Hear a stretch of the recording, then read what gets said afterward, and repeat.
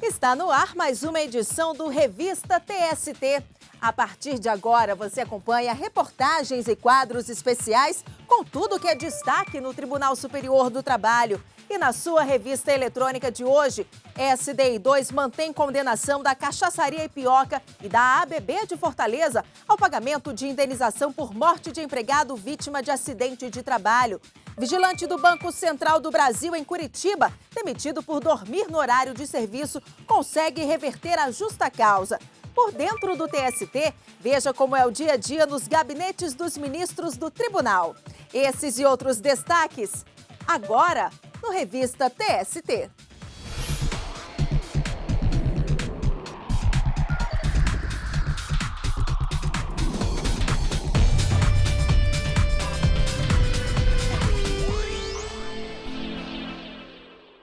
O Tribunal Pleno do TST julgou um caso que envolveu a estatal Centrais Elétricas de Rondônia, acusada de terceirização ilícita. Confira.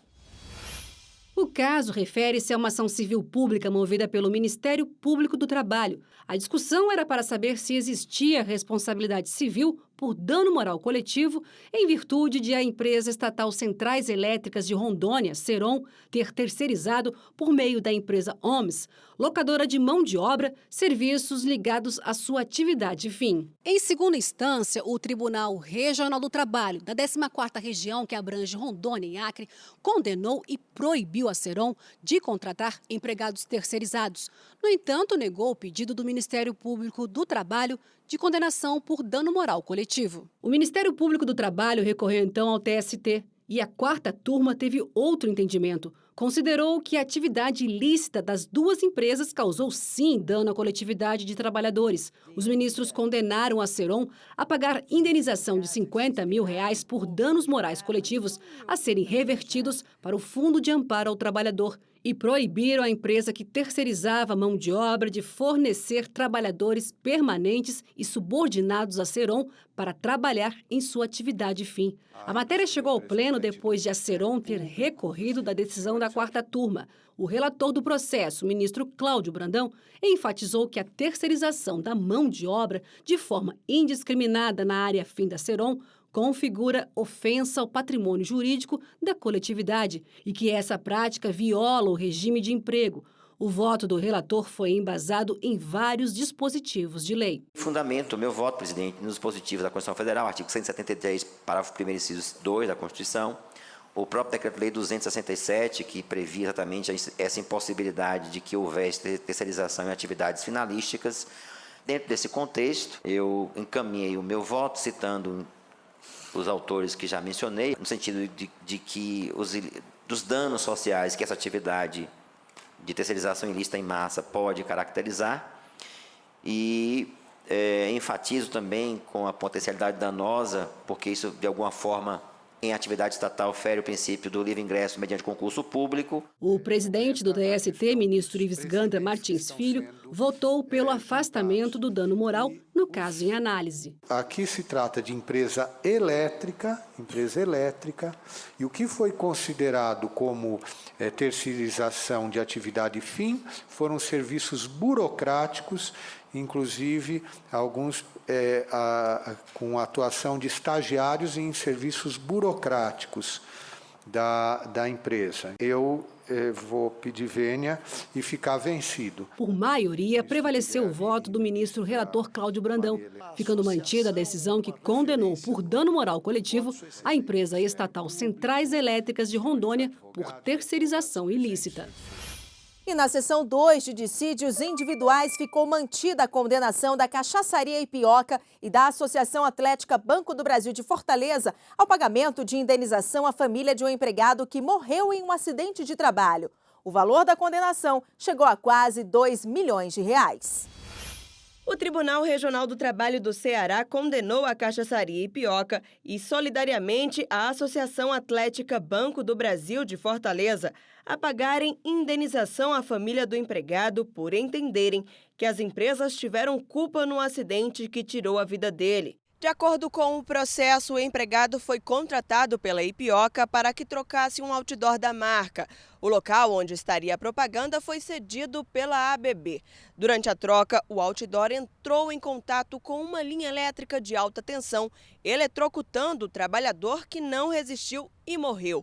A viúva e a filha do empregado entraram com ação contra as duas empresas que teriam responsabilidade pelo acidente. O TRT aceitou o pedido e condenou as instituições ao pagamento de indenização de quase R$2 milhões. A decisão transitou em julgado e a ABB entrou com ação rescisória, alegando que não teve culpa no acidente. No recurso à seção 2 de dissídios individuais, o relator do caso, o ministro Barros Levenhagen, enfatizou que ficou demonstrado no processo que não houve culpa do empregado no acidente, e sim das empresas. Não poderia a empresa reclamada contratar o trabalho de quem quer que fosse sem garantir a segurança necessária ao seu desempenho, ou ainda a ABB contratar a utilização da placa luminosa sem verificar sua condição de segurança.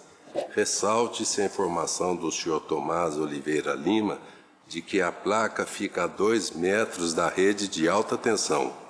Nenhum dos depoentes, quer pela Ipioca, quer pela ABB, afirma ter solicitado à Coelce o isolamento da rede de alta tensão para a realização do serviço. O ministro acrescentou que, para entender de forma contrária, seria necessário o reexame de fatos e provas, o que é inviável no âmbito da ação rescisória. O relator ainda explicou a razão pela qual a ABB também foi condenada. Ela foi responsabilizada solidariamente, exatamente porque as duas concorreram pelo acidente que vitimou o empregado, que foi eletrocutado, sem o menor cuidado das duas empresas envolvidas de avisar a Coelp sobre o isolamento da rede de alta tensão para a realização do serviço. Por unanimidade, os ministros da SD e 2 rejeitaram o recurso contra a decisão regional, ficando mantida a condenação por danos morais e materiais a ser paga à viúva e à filha do empregado falecido. E no próximo bloco, vigilante do Banco Central do Brasil em Curitiba, demitido por dormir no horário de serviço, consegue reverter a justa causa.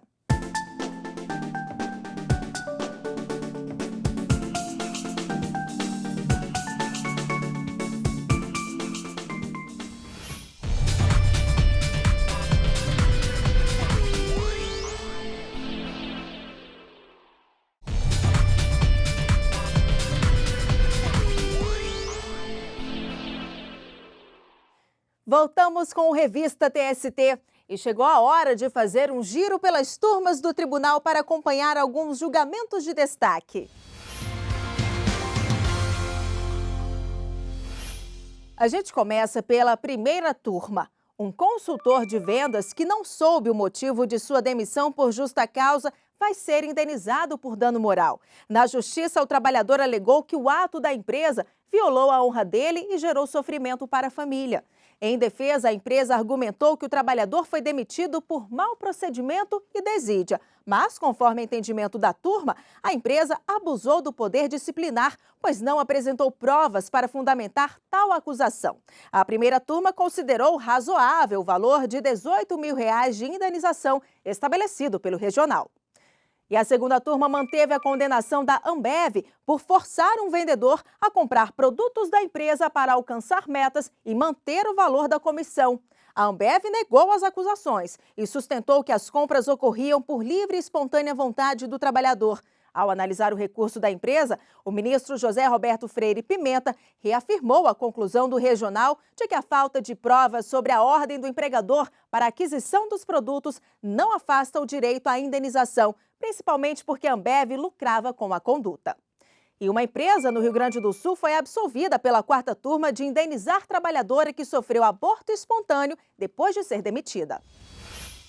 O relator do caso na quarta turma do Tribunal Superior do Trabalho, o ministro João Oreste Dallazen, entendeu que a empregadora não sabia da gravidez da trabalhadora ao demiti-la sem justa causa. Por isso, para o ministro, a indenização por dano moral não era devida. Após tomar conhecimento da gestação, a empregadora determinou o retorno da trabalhadora ao serviço, mas a profissional sofreu um aborto espontâneo 2 dias antes da data marcada para voltar às atividades. O ministro relator, João Oreste Dallazen, lembrou que, salvo em casos excepcionais, a demissão sem justa causa é direito do empregador. Segundo o ministro, no caso em análise, a empresa não poderia ser responsabilizada porque, ao saber da gestação, cancelou a rescisão. Por unanimidade, os ministros da 4ª turma acompanharam o relator, que excluiu a condenação. E o nosso giro de notícias continua. Confira agora um destaque da 6ª turma. Um vigilante do Banco Central do Brasil, em Curitiba, no Paraná, que foi despedido após ser flagrado dormindo no horário de serviço, conseguiu reverter a justa causa. Ele disse que foi filmado por um colega enquanto estava sonolento por causa do uso de medicamentos para evitar dores na coluna. Ao julgar o caso, o ministro Augusto César Leite de Carvalho considerou correta a decisão do regional de reverter a dispensa, porque a empresa não comprovou a proximidade entre a data da ocorrência da falta e a dispensa do empregado, descaracterizando a urgência da punição. E essa notícia teve destaque na página do TST no Facebook. A Gislaine Biasia aproveitou para deixar um comentário. Ela concordou com a decisão da turma. Para ela, o mais correto seria a advertência ou demissão sem justa causa. E você também pode deixar a sua opinião na página do TST no Facebook. É só acessar facebook.com/TSTJus. E ainda falando de redes sociais, chegou a hora do quadro Quero Post.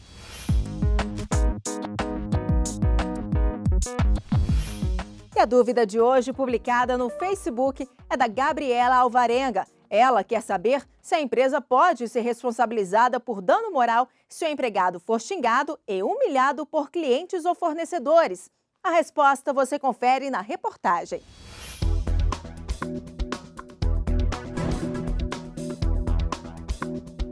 Brasília, 6 horas da tarde, trânsito pesado. O engarrafamento é uma das causas de estresse mais frequentes entre os trabalhadores. É preciso paciência na hora de ir e voltar do trabalho. Agora imagine lidar com isso não somente nos horários de pico, mas durante todo o serviço. Silvain Fonseca já está acostumado. Ele é diretor de policiamento e fiscalização de trânsito do Detran do Distrito Federal e já passou por várias situações difíceis. As pessoas vêm de alguns eventos alcoolizados, então é muito comum alguns jovens que tenham classes sociais elevadas que retirar o veículo dele e parar, aquilo se transforma numa ofensa. A partir do momento que ele tem o seu veículo retido, que ele é parado, tem o direito suspenso de dirigir, que ele toma conhecimento, ele quer de alguma forma ofender ao agente público que está ali fiscalizando. Para minimizar situações de conflito, os agentes de trânsito passam por um treinamento específico.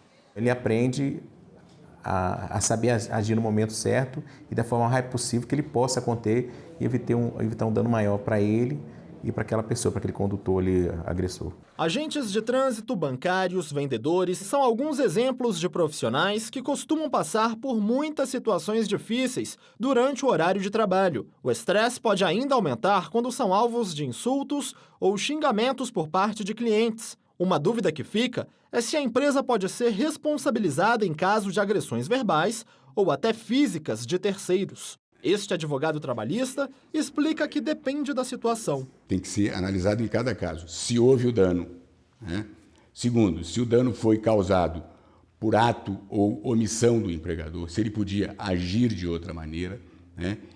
Ou se o dano foi causado em decorrência do exercício da função.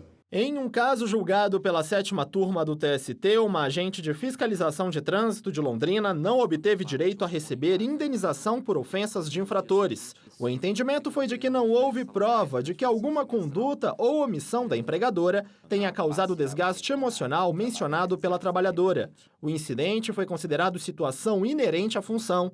Em outro caso, no entanto, uma loja de eletrodomésticos foi condenada a indenizar um ex-gerente de uma loja de Salvador. Ele foi alvo da revolta de compradores por causa da falta de produtos em promoção. No depoimento, ele contou que a empresa anunciou panela de pressão a R$ 9,90 e que não tinha estoque suficiente do produto. Por isso, os clientes ameaçaram quebrar toda a loja e o agrediram verbalmente. Ele foi chamado de ladrão, entre outros xingamentos. As agressões verbais que ele recebeu contribuíram para a fixação do valor da indenização por dano moral em R$100 mil. A empresa também foi condenada por obrigar o empregado a transportar valores. As empresas podem adotar medidas para diminuir as chances de o trabalhador se envolver em algum tipo de conflito. O que as empresas têm que fazer é não submeter os seus empregados a esse tipo de constrangimentos. Mas como não submeter?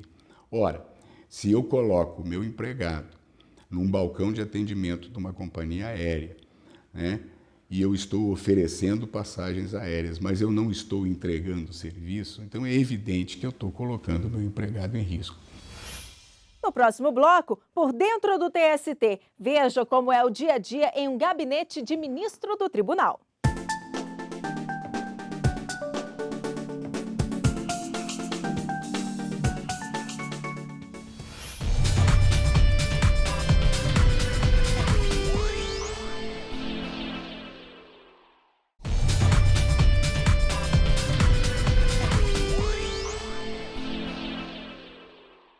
Os gestores nacionais e regionais do programa Trabalho Seguro estiveram reunidos no TST para definir as ações para os próximos meses. Identificar a ligação entre a doença e o trabalho para adotar medidas de prevenção. Esse é o foco principal do programa Trabalho Seguro da Justiça do Trabalho para o biênio 2016-2017, que terá como tema transtornos mentais relacionados ao trabalho. Como o tema escolhido foi transtornos mentais relacionados ao trabalho, e hoje é uma grande preocupação nas empresas, especialmente porque o trabalho é cada vez mais denso, mais tenso e mais intenso. E em razão disso, o trabalho desgasta mais.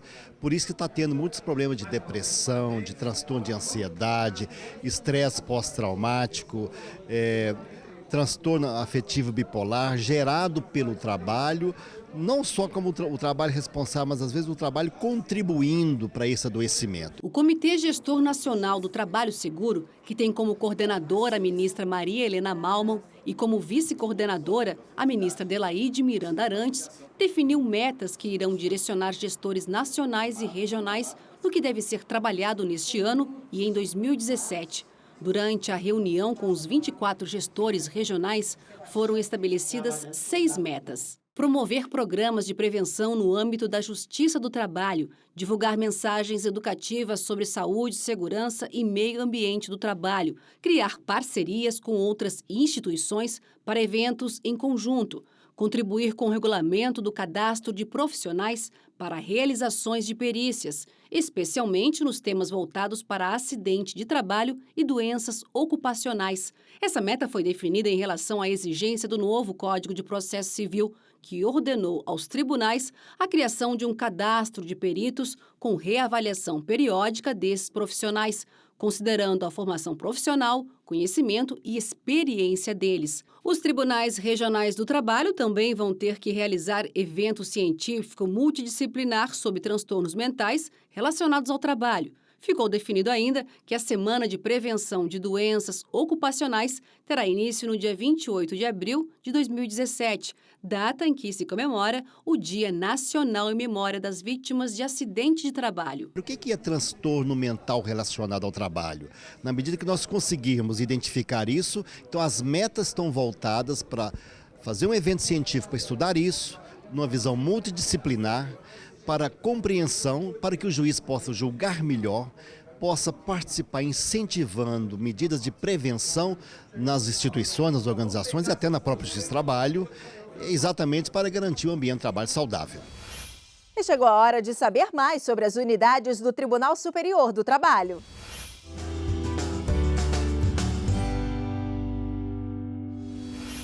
Hoje no quadro Por Dentro do TST, você vai saber como é o dia a dia em um gabinete, desde a demanda de serviços até a interação com o ministro. Essa é a vista que pode ser apreciada de qualquer um dos 27 gabinetes distribuídos nos 6 andares do bloco principal do Tribunal Superior do Trabalho. Mas no dia a dia não sobra muito tempo para contemplar a paisagem, não. Bom dia. Tudo bom? E aí, novidades? Recados? E aí, muito trabalho? E aí, Gilvan? Muito processo chegando hoje? Foi distribuído? Já chegou a distribuição? E aí, bom trabalho para todos. Oi, Tatiana, pode trazer o expediente para a gente examinar. A rotina do gabinete da ministra Maria Cristina Peduzzi segue um cronograma específico de trabalho. Após a triagem e a distribuição dos processos, dependendo da demanda diária, o expediente não acaba tão cedo. Os processos são todos eletrônicos hoje ou digitalizados. E eu faço ali os consertos, as alterações, acréscimos, supressões, tudo no gabinete por meio eletrônico. 80% do meu tempo é dedicado ao tribunal, eu posso dizer isso, que o pouquinho que sobra é para dormir, porque realmente o lazer é muito pequeno, porque o volume de trabalho é muito grande.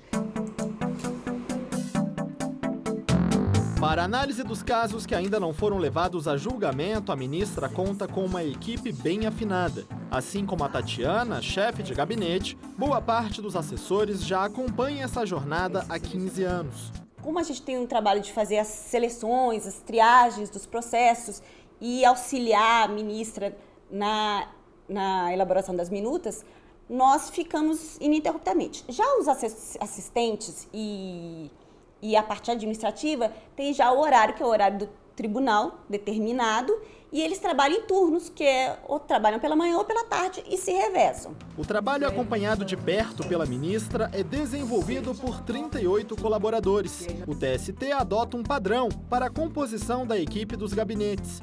O grupo, coordenado por um chefe de gabinete, que é o braço direito do ministro, é limitado a 40 servidores, entre técnicos e analistas, que recebem a ajuda de estagiários e adolescentes aprendizes durante o serviço. No gabinete do ministro Augusto César Leite de Carvalho, que conta com a composição completa do quadro funcional, as tarefas são divididas entre dois grupos, um responsável pela área jurídica e outro pela área administrativa, como explica o chefe de gabinete, Fabiano Targino. São basicamente duas grandes equipes, né? Uma equipe maior, que é aquela composta por pessoas com formação jurídica, que fazem a análise dos processos e auxiliam o ministro na produção das decisões a serem proferidas, as propostas de decisão. A outra equipe, que é menor, ela hoje conta no nosso gabinete com 6 pessoas, além de estagiários da área de letras também, que faz a parte de movimentação processual, trâmite desses processos, tanto dentro do gabinete, como entre o gabinete e as secretarias de turma ou os outros órgãos judicantes do qual o ministro participa.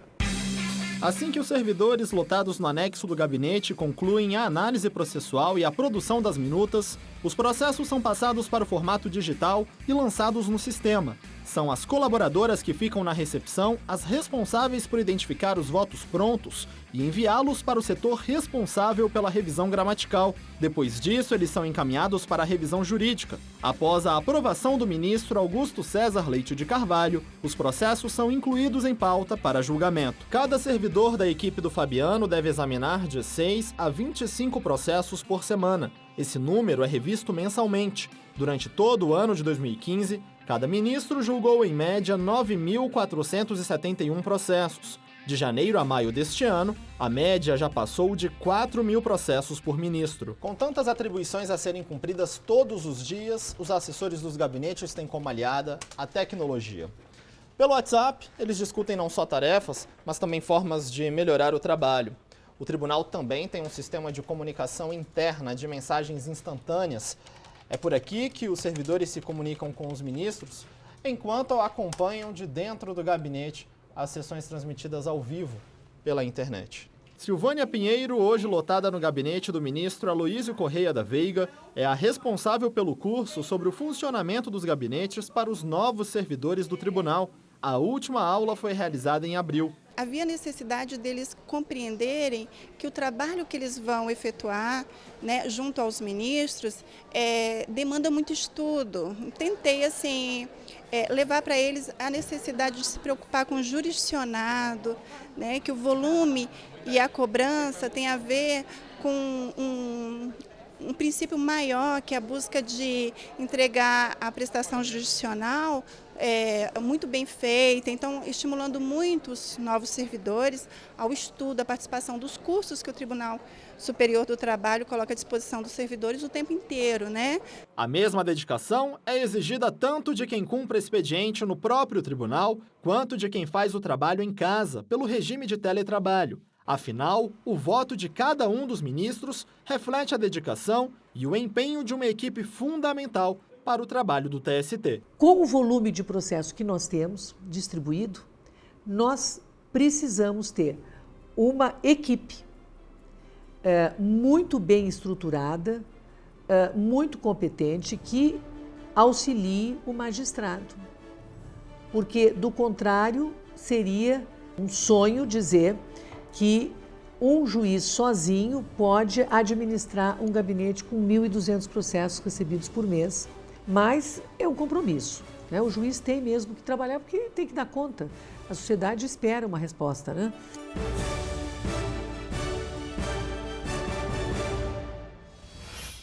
E o Revista TST ficou em segundo lugar no Prêmio Nacional de Comunicação e Justiça. Mas o vencedor na categoria Programa de TV foi o programa Jornada, produzido pelo TST em parceria com os Tribunais Regionais do Trabalho. Veja como foi a premiação.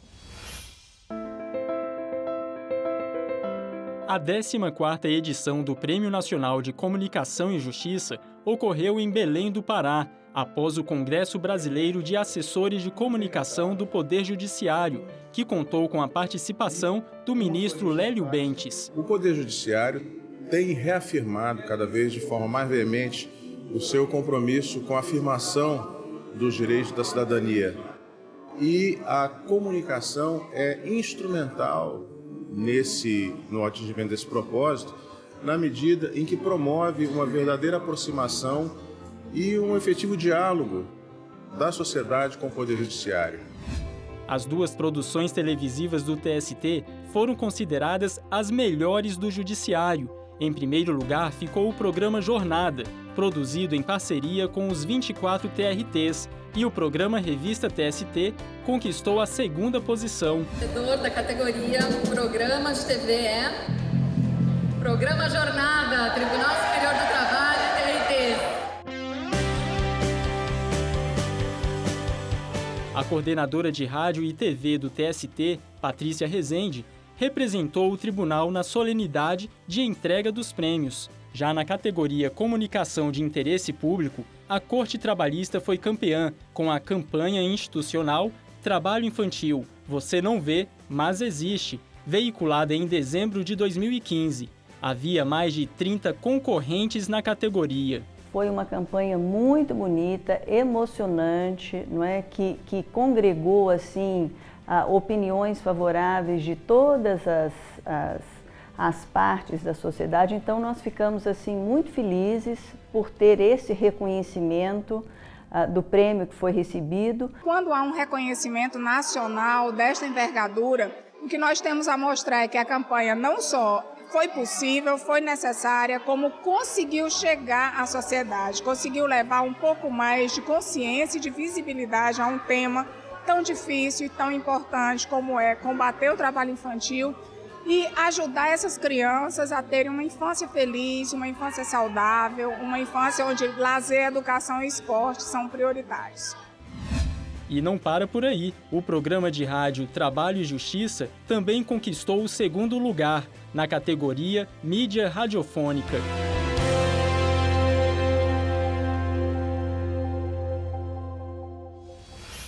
E esta edição do Revista TST termina aqui. No nosso aplicativo você acompanha outras notícias do Tribunal Superior do Trabalho. Obrigada pela companhia e até o próximo programa. Tchau!